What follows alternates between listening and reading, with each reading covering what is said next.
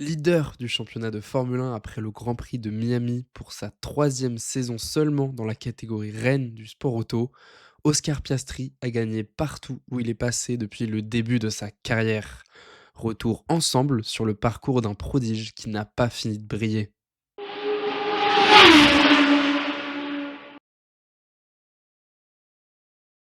Des parcours comme le sien, on n'en voit plus beaucoup. Après des débuts intéressants en monoplace en 2016 avec une quatrième place en F4 Emirati pour sa première saison, à seulement 15 ans, l'Australien a enchaîné les succès. Dès sa deuxième pige en monoplace, Oscar Piastri se montre avec une deuxième place en F4 britannique et 13 podiums en 30 courses, dont 6 victoires. De bons résultats dans une catégorie qui n'est pas la meilleure, mais qui a eu le mérite de révéler son potentiel. Avec son écurie Ardennes, il rejoint la Formule Renault Eurocup en 2018. S'appelant aujourd'hui Freca, cette catégorie a vu passer certains des plus grands talents de ces dernières années. Bottas vainqueur en 2008, Gasly lui en 2013 ou encore Norris en 2016. L'Australien débarque avec l'objectif d'inscrire son nom à leur côté dans les plus grandes catégories. Au sein d'une équipe qui ne termine que sixième du championnat sur 8, le pilote de Melbourne se révèle, marquant 110 des 122 points de son écurie en 2018, dont 3 podiums. L'Australien termine huitième du championnat et Ardennes devient rapidement trop petite pour lui. Alors que des rumeurs l'envoient directement en GP3, l'ancêtre de la F3, et le lie au Red Bull Junior Team à l'aube de la saison 2019, le vice-champion de F4 britannique 2017 joue la carte de la stabilité. Piastri poursuit en Formule régionale Eurocup et rejoint Air-Race, l'équipe championne en titre. Un choix qui s'avérera payant pour la suite de sa carrière. L'ascension fulgurante du pilote australien démarre alors. Dès le deuxième Grand Prix de la saison, il inscrit la pole position des deux courses du week-end à Silverstone et les remporte toutes les deux. Ses premières dans la catégorie qui seront suivies de 5 autres dans la saison et de 9 autres podiums. L'Australien se bat jusqu'au bout avec Victor Martins et résiste au retour du Français dans les dernières courses. Il remporte le championnat pour moins de 8 points, un titre qui lui ouvre les portes de la Renault Sport Academy. Il devient jeune pilote Renault qui deviendra Alpine par la suite.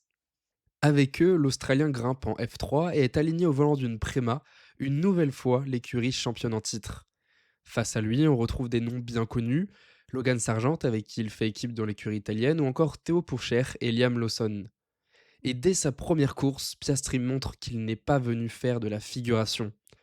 Vainqueur de la première course principale de la saison, l'Australien prend les commandes du championnat et jouera les hauts de tableau sur toute l'année. Bien qu'il ne remonte sur la plus haute marche qu'à une reprise au cours de la saison, c'est sa régularité qui va impressionner.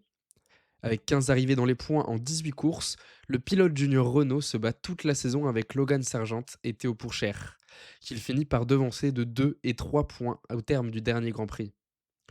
Une deuxième couronne en 2 ans qui le place déjà en tant que l'un des meilleurs pilotes des Feeder Series à cette époque.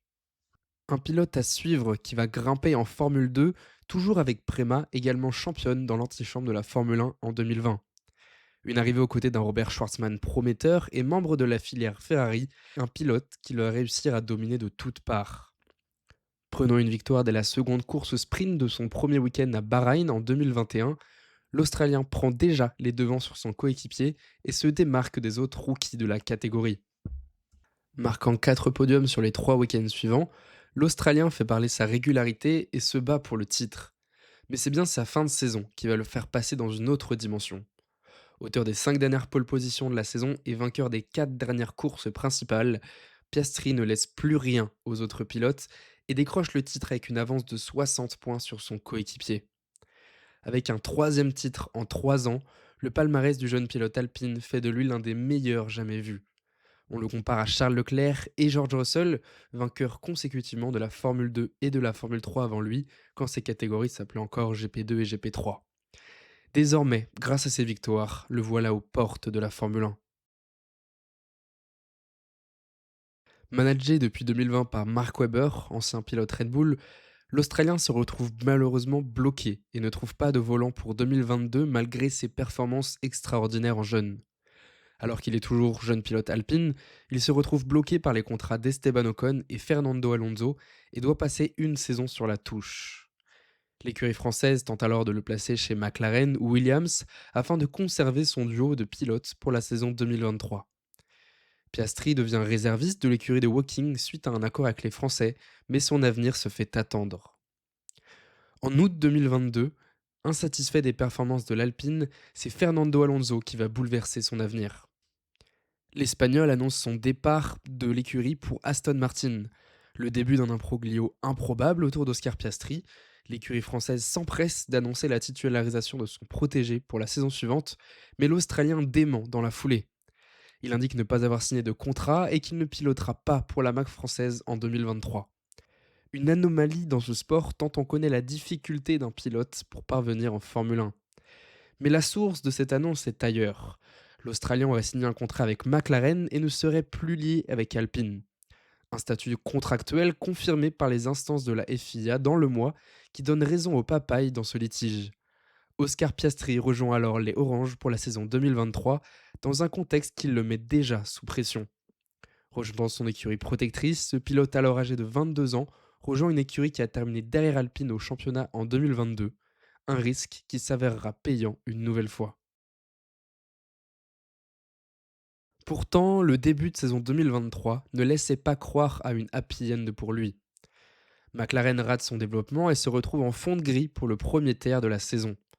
Toujours derrière Norris, Piastri parvient à inscrire 5 points après 9 courses, mais c'est bien peu alors que Pierre Gasly, signé à sa place chez Alpine, en a déjà marqué 14. Le public commence alors à critiquer le choix de l'Australien de rejoindre McLaren. Mais dans une saison ultra dominée par Max Verstappen et Red Bull, les papayes se réveillent finalement à Silverstone et devient la deuxième meilleure voiture de la grille. Des performances qui permettent à l'Australien de se montrer aux avant-postes jusqu'à prendre ses 2 premiers podiums sur sa saison de rookie, en allant même jusqu'à remporter le sprint du Qatar. Derrière Norris la plupart du temps, le potentiel du prodige apparaît au grand jour. Le pilote McLaren termine à la 9e place avec 97 points, bien loin des 205 de son coéquipier, mais on commence à voir les prémices de son talent. Si bien que son écurie le prolonge avant la fin de l'année, jusqu'en 2026. Et c'est en 2024 que la lumière va s'abattre sur lui. Discret en première partie de saison avec seulement 2 podiums en 12 courses contre 7 pour son coéquipier, l'Australien sonne la révolte en Hongrie. Alors que McLaren est revenu au premier plan depuis Miami, le jeune pilote prend la tête de la course dans le premier tour de ce 13e rendez-vous de la saison. Menant la majorité du Grand Prix, il repasse derrière Norris à cause de la stratégie de son écurie.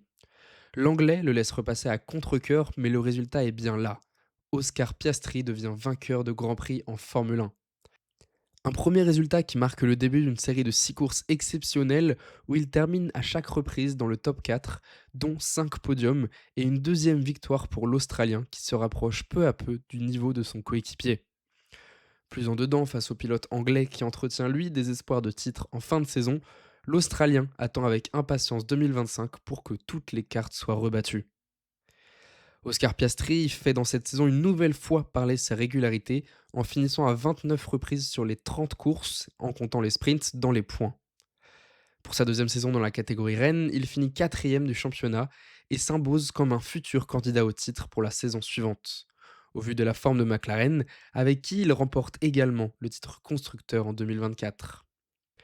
Mais celui qu'on attendait le plus comme tel, c'est Lando Norris.